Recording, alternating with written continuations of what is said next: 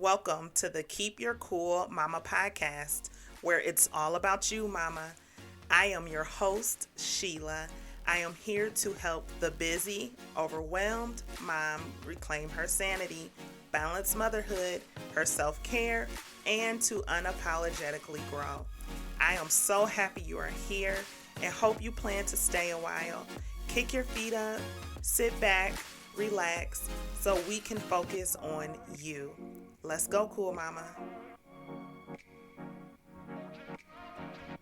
Hey, cool mamas. This is Sheila, and you are listening to episode 43 of the Keep Your Cool Mama podcast. Hey, girl. How are you doing today? Well, you know that I hope you are well and feeling good from the inside out. Are you the type of mom that loves or hates meal planning and grocery shopping? I know that there are some moms that do enjoy it and know all of the tips and tricks and always willing to share.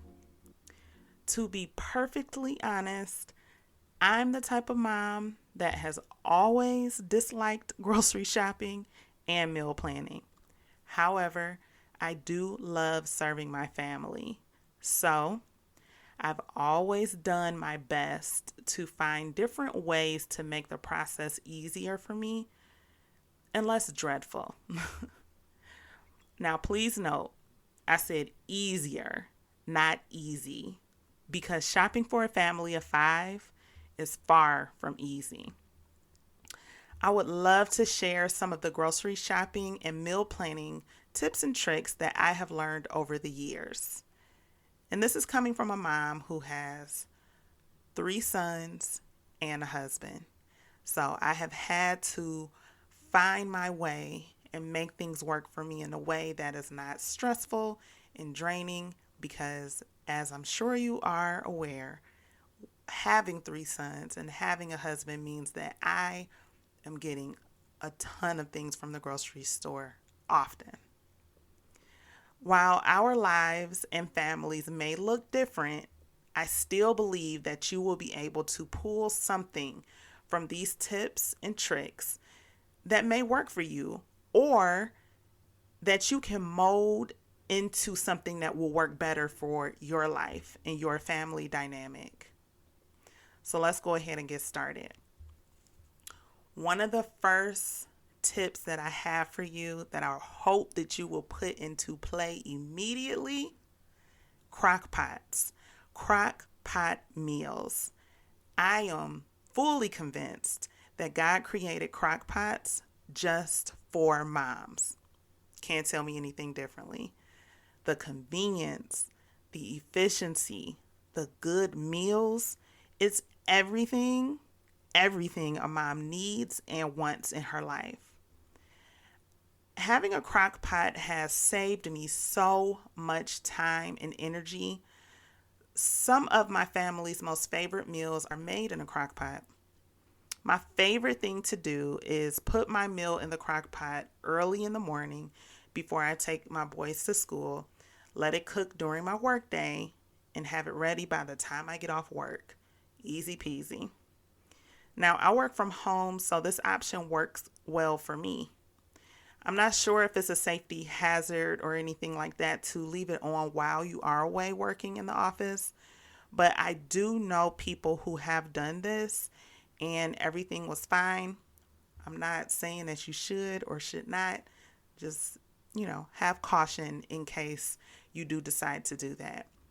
But if leaving it on while you are away from home at work is not an option, use the crock pot on your off days, and then you can have more time to chill and do what you want to do. If you haven't tried a crock pot yet, or a pressure cooker, or an instant pot, whatever you can find that cooks things quickly, if you haven't tried it yet, give it a try. I know you will not regret it. Some of the best crock pot meals that I have picked up over the years have come from Pinterest. So definitely check that out. And a simple Google search will give you some good ones as well. My next tip is to create your grocery list based on planned meals. So, preparing a list, no matter how you do it, is a smart idea. Personally, for me, going to the grocery store for a lot of things at once without a plan, it just causes me way too much stress and anxiety. I either come home with too much or not enough, and it's always I forget something. With all of that said, it's best to always have a plan before you go. So, with my point of basing this on the meals that you make, before I even make my list, I plan on what meals I will be making for the next 2 weeks. This ensures that I get everything I need and takes the guesswork out of trying to figure out what's for dinner. I suggest planning your meals at least a few days before you head to the grocery store. It'll give you some time to look up new recipes, think of the ones that you've done before that you want to try again, so on and so forth. The next tip is shop your pantry, your cupboards, your refrigerator first. Start at your kitchen first. This tip is just so simple, but it's so helpful. When you know what is in your cupboards, your refrigerator, all those things, you are less likely to buy things twice. When I'm planning my meals, I check the kitchen for ingredients I may already have. I absolutely hate when I buy something that I thought I didn't have, but it turns out I had it in the kitchen all along and it was unopened. I just do not like wasting money at all. Once I started taking an audit of what I had, I started saving time and money at the grocery store. Shopping in your pantry first is also a great way to help you plan meals based on what you already have. And so then you won't overbuy. All right, next tip. Try 3 to 5 ingredient meals. Meals that only have 3 to 5 ingredients. These are the best. Just try incorporating easy recipes into your weekly dinner plans. Whether you are a working mom or a stay-at-home mom, relying on easy yet tasty meals, it will help you to save a lot of time and energy. I have several of these types of recipes that I love to use and switch between weekly. By the time I get off work, I am mentally and physically exhausted, and easy meals that I can make within 30 to 40 minutes saves me so much time and energy, and it gets me to bed sooner. Google and Pinterest are my best friends when searching for these types of recipes. I try to save the more complicated recipes for Sunday dinner, holidays, or just when I have some more energy and time just to be extra. My husband and sons are hard to please with food. So I'm pretty impressed with how they love most of the simple meals that I prepare. Next, keep your pantry stocked with ingredients that can work with multiple meals. This has been a godsend for me. So there are certain ingredients that work with so many different meals and can often be inexpensive as well.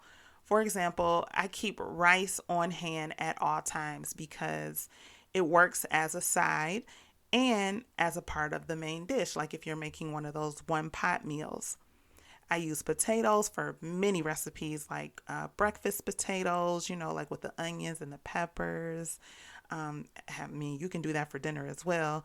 And I also use potatoes for homemade French fries, baked potatoes, stuffed potatoes, just to name a few. Pasta can also be used in many ways. If you're not familiar with common pantry items beyond what I just mentioned, do a Google search for pantry essentials list, if I can say that right. And you will find a good list to reference. I promise you. Next on my list is to save recipes digitally. That was really hard to say today. I always save my favorite recipes to my favorites or my bookmark section in my phone's internet browser.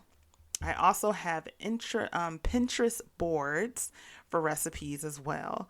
It helps to have your recipes saved in one spot or two digitally so that you don't have to spend time searching for the recipes you are looking for.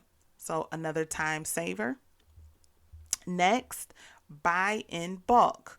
Buy the items that you buy often in bulk from a warehouse store like Sam's, Costco, or BJ's. Doing this will save you money and time. I use things like meat, eggs, bread, water, and certain snacks pretty often. So, because things go so fast in my home due to there being five of us, I utilize Sam's Club myself. And I have found that the bulk price ends up being a cheaper option if you're buying the same thing, if you use it often throughout the week. Now, if I go to a normal grocery store multiple times to get those same items, it will cause me to buy it at a higher price, and I'll spend more time in the store than I would like to because I would just prefer not to go more times than I have to. Because, like I mentioned in the beginning, I am not a fan of grocery shopping. Okay, next, use grocery apps. Okay, now this isn't like necessarily directly connected to meal planning or grocery shopping. Yeah, I guess it is. But I know this seems a little off from what we were just talking about previously. However, this is why I want to tell you about this. When you take advantage of the apps that give you cash back or gift cards, it's a godsend. You not only save money, you can use it. You can use those rewards just for you, right? It could be your secret reward just for you. I use the apps Ibotta and Fetch frequently, and I use it just for me. And it's my way of paying myself back for all the hard work that I did grocery shopping. Ibotta will give you cash back through PayPal, and they also offer gift cards. Fetch only offers gift cards, and I usually use the Fetch gift cards for my Starbucks addiction instead of paying for it out of pocket. And if you're going to the grocery store often, and most likely if you have a child or children, you're going often, and you should use these apps.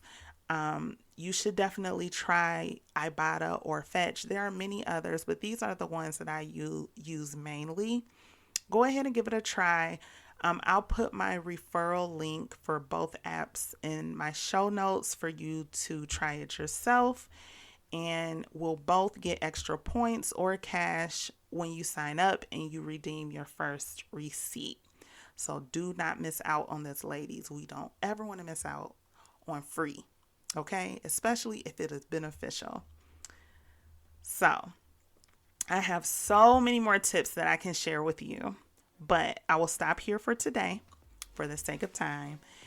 And I will most definitely share more tips and tricks that I have learned to help moms save time and energy when it comes to grocery shopping and meal planning. Please share this episode with any other mom friend that you think would benefit from this information. And I'm sure we all can if we're not familiar with this type of stuff. And if you are enjoying the Keep Your Cool Mama podcast, please do me a favor and rate the podcast on Apple Podcast.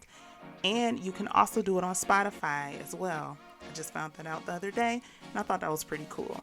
So yes, you can also leave me a review on Apple Podcast. I would love to hear from you. As always, I want you to remember that you are loved, you are beautiful, and you are enough. Until next time, remember to keep your cool, mama.